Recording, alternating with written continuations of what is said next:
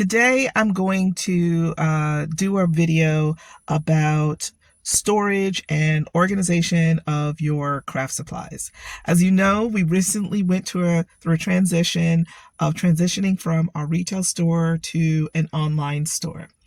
And so what I wanted to talk about today is some of the tips and tricks and some of the things that I learned through this process of packing up our craft supplies in a way that will allow you to get back to them when you need them, when you want to use them, a way to consolidate what you have, maybe even think about um, getting rid of some of the things that are no longer useful and some of the ways that you can get rid of them. So this might be a series. I haven't quite figured that out yet, but seeing as I was here at one of the storage facilities that we utilize, I wanted to just show you a little bit of behind the scenes of some of what I'm working with and what I am looking to achieve. The three things we're going to focus on today is keep, toss, and sell. There used to be a show on TLC some time ago that we used to go through people's homes and help them to declutter, and that technique of keep, toss, sell stayed with me from that show. It's kind of something that's in my mind. I don't always practice it, and I know as crafters we tend to not practice those sorts of things, but today we're going to challenge ourselves to keep what we need to keep, toss what is no longer useful, and maybe sell something that has value, but you just have fallen out of love with it.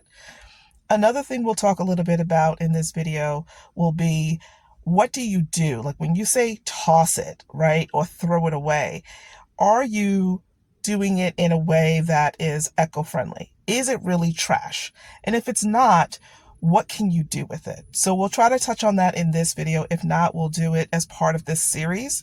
But I wanted to take you on this journey with me. So come on with me as we go into this storage unit and take a look at what we're working with here.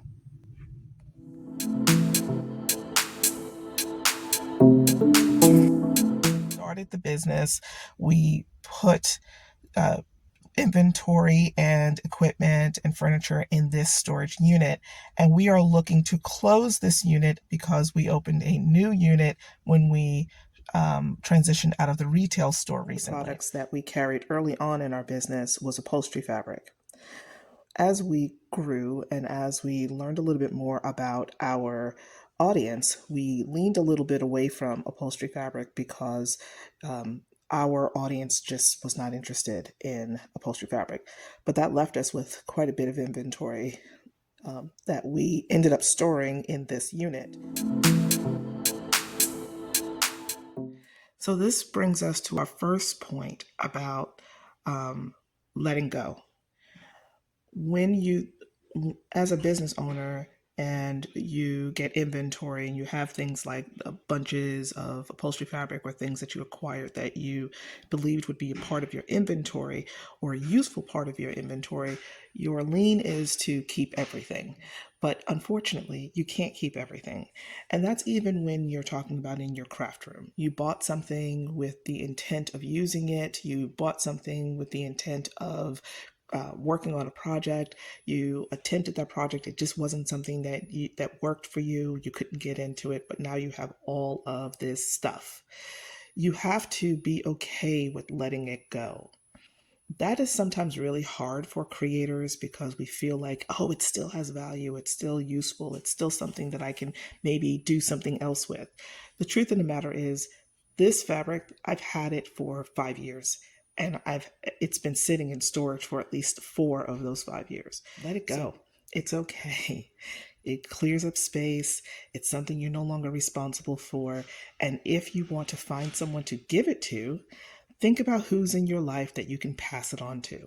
If you do not have a creative reuse place in your area, or you don't have anyone in your life that is creative, at the very least, give it to a local charity or thrift store in your area. That is better than throwing it into a landfill. At least give someone else the opportunity to decide that they can find value in these things. Quick tip number 2. I prefer bins over boxes. particularly this size, and clear bins. Clear bins give you the ability to see what is inside and what's being stored.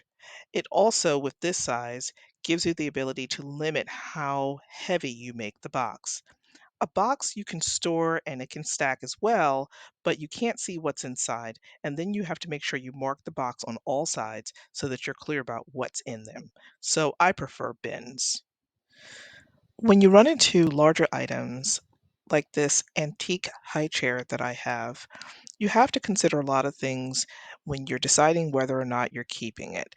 Is it worth it? Is it worth the space that it's going to take up in your storage unit, or is it something that you can let go of?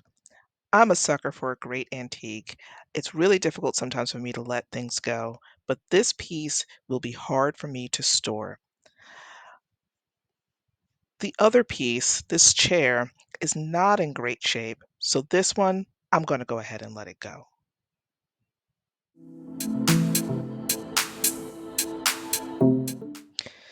After spending time separating the items that I will keep from the items that I will donate, I found quite a bit of fabric, ribbon, and some other useful things that I can add to the inventory to my online store. I'm going to pack these items up and transfer them to the new storage facility.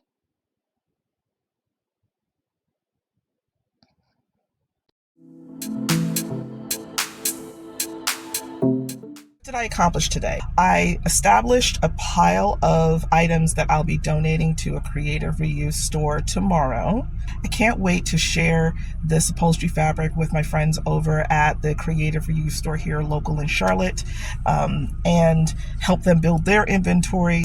I also dismantled the large shelf that was in that unit because I'm going to move it to the new unit, and anything that I saved that's here, that I established a huge, not a huge, but a nice stack of bins of fabric that I had stored in here that I'm going to retain, and I'm going to move that over to the new unit. Got a lot done. When I tell you I got a lot done, I nearly pulled everything out of the unit. I didn't record everything because if I did, I wouldn't have been able to finish.